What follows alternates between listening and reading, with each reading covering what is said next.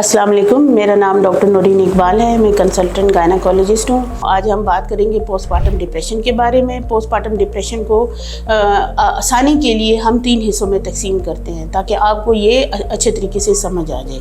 पहला हिस्सा जिसे पोस्टमार्टम ब्लूज़ कहते हैं, ये पोस्टमार्टम ब्लूज़ तकरीबन हर औरत को इस कैफियत से गुजरना पड़ता है। ये बच्चे की पैदाइश के पहले 7 दिनों के अंदर होता है।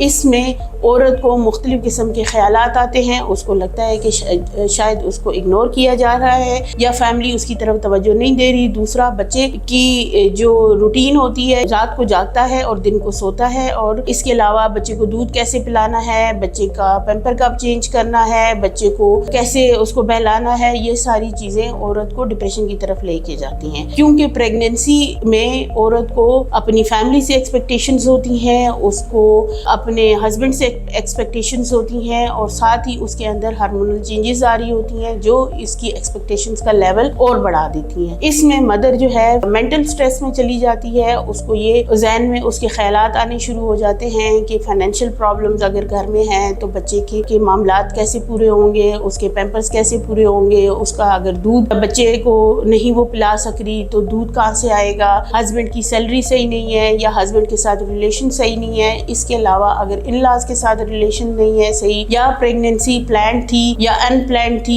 ये एक अलग एक इशू होता है कि प्रेगनेंसी अगर अनप्लान्ड है जिसके लिए वो मेंटली तैयार नहीं है तो उस औरत को ज़हनी तौर पे इस चीज़ का दबाव होता है कि ये सारी चीज़ें वो कैसे हैंडल करेगी। इस दौरान अगर हस्बैंड या फैमिली कोऑपरेटिव ना हो तो पोस्टमार्टम ब्लूज़ जो है वो सिवियरिटी की तरफ चले जाते हैं, यानी कि अगर वो उसको सपोर्ट ना करें। क्योंकि औरत के अंदर हार्मोनल चेंजेस हो रही होती हैं, उसकी जिस्म के अंदर मुख्तलिफ चेंजेस आ रही होती हैं, जिसमें उसके बाल गिरना, उसकी शक्ल सूरत चेंज हो जाना, मोटापा बढ़ जाना, फिर बच्चा पैदा होना, वजन कम हो जाना, बॉडी डी शेप हो जाना। इसके अलावा वो कुछ खाने के लिए कोशिश करती है, वो नहीं खा सकती, कभी उसे वॉमिट हो रही है, कभी उसको जो है स्टिचेस में पेन हो रहा है, और प्रॉपर तरीके से वो बच्चे को समझ नहीं पा रही कि बच्चा सोना चाहता है, बच्चा जाग रहा है, बच्चे को क्या मामलात हैं। ये सारी चीज़ें उसको ज़हनी दबाव की तरफ लेके जाती हैं। अगर फैमिली कम्प्लीटली अगर मदर को सपोर्ट करे तो ये चीज़ें 1 से 7 दिन के अंदर सेटल हो जाती हैं, बच्चे की रूटीन समझ आ जाती है, और ये जो है पोस्टमार्टम ब्लूज़ जो है वो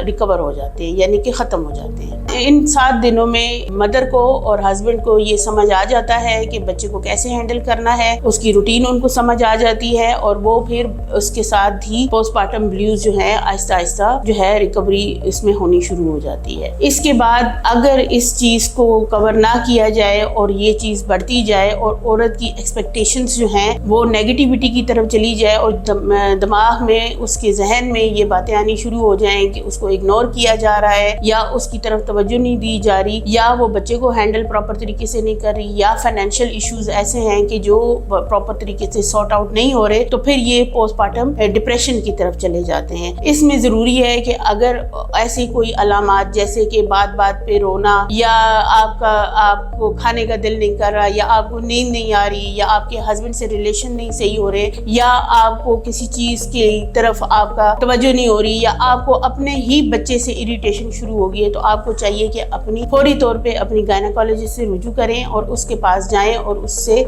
सारी बातें डिस्कस करें और उससे हेल्प लें। अब तीसरा हिस्सा जिसे पोस्टमार्टम साइकोसिस कहा जाता है। पोस्टमार्टम साइकोसिस का मतलब ये है कि आपका ब्रेन बिल्कुल डेड हो गया है, यानी कि उसके अंदर वो एबिलिटी ख़त्म हो गई है। आप अपने जो है कॉन्शियस में तो हैं, लेकिन आपको ये इस चीज़ का एहसास ख़त्म हो गया है कि क्या सही है क्या गलत है। ये सूरत हाल सबसे ज़्यादा ख़तरनाक होती है। इसमें बाज़ औक़ात माएँ अपने ही बच्चे को नुकसान दे देती हैं, या फिर ख़ुद कोई सुसाइडल अटेम्प्ट कर लेती हैं, या हस्बैंड को कोई नुकसान दे देती हैं, या अपने सराउंडिंग्स में जो लोग हैं उनको कोई नुकसान दे देती हैं। तो बहुत ज़रूरी है कि अगर इनमें से कोई भी अलामात जो ज़ाहिर हों, जिसमें बार बार रोना या बच्चे की तरफ तवज्जो ना देना, या आपको माहौल के साथ एडजस्टमेंट नहीं हो रही, आपको हस्बैंड के साथ अंडरस्टैंडिंग नहीं हो रही, फैमिली के साथ नहीं हो रही, आप चीज़ें समझ नहीं पा रहे हो, तो आपको चाहिए कि फौरी तौर पे अपनी डॉक्टर के पास जाएं और उससे फौरी तौर पे आप इसके बारे में डिस्कशन करें और मेडिसिन की एडवाइस ले लें। पोस्टमार्टम डिप्रेशन, जिसमें पोस्टमार्टम ब्लूज़, पोस्टमार्टम डिप्रेशन और पोस्टमार्टम साइकोसिस, ये तीनों चीज़ें ऐसी हैं कि इसके लिए सबसे ज़्यादा ज़रूरी ضروری یہ ہے کہ پریگننسی پلان کی جائے، اور پلان